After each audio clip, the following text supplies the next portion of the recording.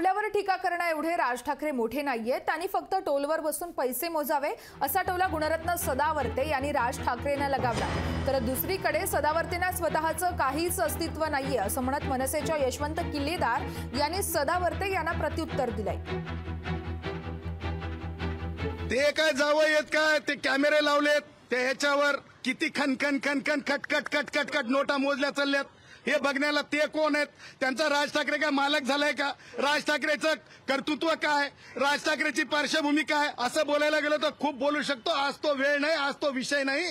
त्यांनी टोल नाके बघावे आणि टोल नाक्यावरले किती पैसे मोजले चालले ते बघावे। त्यांनी सरकारला शहाणपण शिकवण्या एवढं आणि माझ्यासोबत माझ्यावर टीका करण्या एवढे ते मोठे नाहीत। 1 to 1 राज ठाकरे सदावर्ते येऊ द्या। मी सांगतो, कोणी कार्यकर्ते छोटी छोटी माणसं बोलत असतील तर त्यांच्यावर मी रागवणार नाही।